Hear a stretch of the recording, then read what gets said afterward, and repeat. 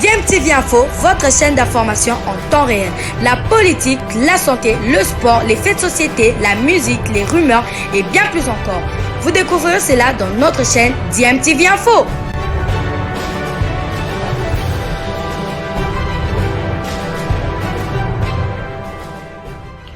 Vous êtes sur DMTV, bonjour ou bonsoir, tout dépend de l'heure à laquelle vous nous suivez. Tout plaisir est pour nous de vous retrouver, mais surtout de savoir que vous êtes nombreux en train de suivre votre chaîne YouTube DMTV. DMTV qui vous propose l'actualité, vous propose également des analyses et des réflexions sur des sujets d'actualité, sur des faits sociaux, tout simplement sur des réalités que nous observons ici chez nous en République démocratique du Congo. Mené 3-0, le Cameroun renverse le Burkina Faso et termine 3e de la Coupe d'Afrique des Nations après un match complètement fou. Défait par l'Égypte en demi-finale, le Cameroun s'est consolé en renversant le Burkina Faso après avoir été mené 3-0. 3 buts partout, c'est au tir au but, 5 buts contre 3 que les Camerounais vont s'imposer hier samedi soir lors du match pour la 3e place de la CAN Cameroun 2021. Après leur défaite en demi-finale de la CAN face à l'Égypte, 0 but partout et 1 contre 3 au tir au but, les Camerounais se sont consolés en terminant 3e de la compétition en renversant le Burkina Faso à l'issue de la séance de tir au but, 5 contre 3 hier samedi soir lors de la petite finale. Tony Conceição, le sélectionneur du Cameroun, avait décidé de remanier largement son équipe, opérant plusieurs changements par rapport au match perdu face au Pharaon. Un électrochoc qui a fonctionné une vingtaine de minutes durant lesquelles Farid Ouedraogo, le gardien burkinabé, a multiplié des miracles. Une bonne dynamique stoppée net à la 24e minute après l'ouverture du score du Burkina Faso qui n'avait pas été dangereux depuis le début du match. Le latéral droit Issa Kaboré offrant une passe décisive au latéral gauche Steve Yago. Une première réalisation en sélection pour l'ancien Toulousain. Le but du break est intervenu juste avant la mi-temps. Un nouveau centre de Kaboré contraignant André Onana à pousser le ballon dans sa propre cage. Nous sommes là à la 43e minute. Sans être étincelant mais en faisant preuve de pur réalisme, les Burkinabés menaient donc 2-0 à la pause. Une deuxième période complètement folle, mais alors très folle. Au retour des vestiaires, Djibril Ouattara a profité d'une défense camerounaise totalement passive pour creuser l'écart à la 49e minute. Bertrand Traoré déposant le ballon sur sa tête, un premier but en sélection pour lui aussi. Stéphane Baoken a réduit l'écart à la 72e minute sur un ballon cafouillé pour le 3 buts à 1. Un but qui a relancé complètement les Lions indomptables. En 3 minutes, Vincent Aboubakar, entré en jeu à la mi-temps, a lui inscrit ses 7e but à la 85e minute et 8e à la 88e minute.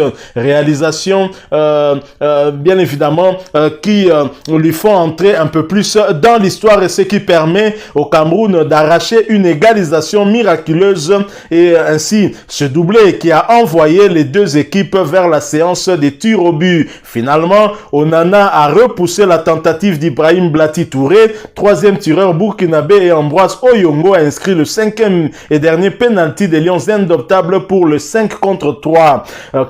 Voilà, le Cameroun qui finalement termine à la 3e place, ce qui était le souhait de tout le peuple camerounais. Alors bien évidemment, toujours en marge de cette CAN, Vincent Aboubakar, je l'ai dit, est entré un peu plus dans l'histoire. Il égale le record de Laurent Pokou en signant un doublé hier samedi soir contre le Burkina Faso 3-3, victoire au tir au but des Lions 5-3 lors du match du classement au stade Amadou Ahidjo de Yaoundé. Vincent Aboubakar a porté son total de buts dans cette Coupe d'Afrique des Nations 2021 à 8, un nombre de buts qui lui permet d'égaler le record de Laurent Pokou, 8 buts en 5 matchs avec la Côte d'Ivoire lors de la CAN 1970 au Soudan. Le record ultime des buteurs sur une édition est toujours détenu par le Congolais ex-zaïrois Pierre Ndaye Moulamba avec 9 réalisations en 74. Et Pierre Ndaye Moulamba, notre compatriote, peut donc reposer en paix. Lui qui a vu ses 9 buts inscrits en une seule édition de la CAN être menacé par Vincent Aboubakar qui s'était illustré avant ce match de classement contre le Burkina Faso à 6 reprises et qui a donc inscrit un doublé et qui l'a donc propulsé à la à la deuxième place du classement des meilleurs buteurs en une édition, égalant ainsi beaucoup de la Côte d'Ivoire. Donc on peut dire que Pierre Ndaye Moulamba a eu chaud, mais là où il est, il peut continuer à reposer en paix parce que son record qui date de 48 ans continue à résister malgré tout. Donc voilà, félicitations donc à Vincent Aboubakar, Aboubakar qui finalement a au moins le mérite d'être le premier depuis 1974 à atteindre la barre des 8 buts dans une phase finale de Coupe d'Afrique des Nations. Avant lui, il y a eu Ahmed Hassan lors de la CAN 98, également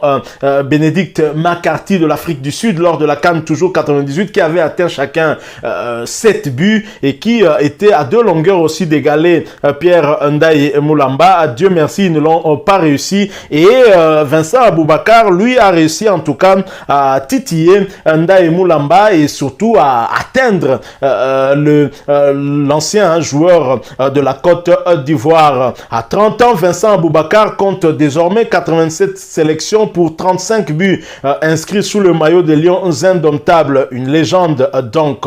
Alors toujours en rapport avec cette CAN 2021 qui prend fin ce dimanche 6 février, Jean-Jacques Ndala a privé du sifflet de la finale. Ça aurait été le souhait de tous les Congolais de le voir justement officier cette rencontre entre l'Égypte et le Sénégal. Mais la commission d'arbitrage de la CAF a préféré le Sud-Africain Victor Gomez pour officier en tant qu'arbitre central cette finale entre le Sénégal et l'Égypte qui va avoir lieu bien sûr tout à l'heure dans la soirée de ce dimanche 6 février. Il deviendra le premier homme en noir d'Afrique du Sud à diriger une finale de la CAN. Son compatriote sud-africain Zakele Siwela assistera à Gomez avec Sourou Fatsoane du Lesotho ainsi que le Congolais Olivier Safari Kabene qui sera comme assistant 3. Jean-Jacques Ndala, dont les performances ont été saluées lors de la CAN, officiera par contre en tant que 4e arbitre. Au stade Olembe de Yaoundé, le Sénégal de Sadio Mané va affronter l'Égypte de Mohamed Salah. Les Lions de la Teranga ont éliminé le Burkina Faso, rappelez-vous de cette victoire 3-1 et chercheront bien sûr leur premier sacre continental en face. Les Pharaons qui visent un 8e titre de la CAN ont sorti le Cameroun, pays hôte, lors des demi-finales au tir au but, 4 tirs contre 1. Le match s'étant soldé sur le score de 0 but partout. Plusieurs personnalités sont invitées en marge de cette finale de la Coupe d'Afrique des Nations. Bestine Kazadi, la Jeanne d'Arc de l'SV Club, invitée d'honneur de la CAF pour la finale. La finale de la Coupe d'Afrique des Nations se joue dans la soirée de ce dimanche 6 février entre le Sénégal et l'Égypte. Pour rendre ce grand événement du football continental, la Confédération africaine de football a tenu à approcher certaines personnalités pour y participer. La CAF a invité des personnalités issues de différents pays pour prendre part à la finale de la CAN, parmi lesquelles figure la présidente de l'SV Club de Kinshasa, Bestine Kazadi. Elle et d'autres noms du football africain sont des invités d'honneur de la CAF pour la clôture de cette 33e édition de la Coupe d'Afrique des Nations qui a démarré depuis le mois de janvier dernier au Cameroun. Voilà donc qui met fin à cette session d'information, on va dire, que nous avons voulu partager avec vous concernant cette Coupe d'Afrique des Nations qui va prendre fin avec 2 Congolais choisis pour la finale, l'un comme assistant 3 et l'autre comme 4e arbitre. C'est la RDC et qui gagne. Alors si vous avez aimé ce sujet, laissez-nous un maximum de j'aime. Merci de partager avec nous aussi votre point de vue en nous le laissant à travers un commentaire. Abonnez-vous sur cette chaîne si vous êtes nouveau ou ancien et que vous ne vous êtes pas encore abonné. N'oubliez pas d'activer la petite cloche de notification en cliquant tout simplement sur celle que vous verrez apparaître dès que vous serez abonné, parce qu'elle va vous permettre de ne plus rien manquer des prochaines vidéos que nous allons vous proposer. Encore une fois, merci à vous, avec espoir de vous retrouver bientôt dans un autre sujet d'actualité. En attendant, portez-vous bien et DMTV vous dit au revoir.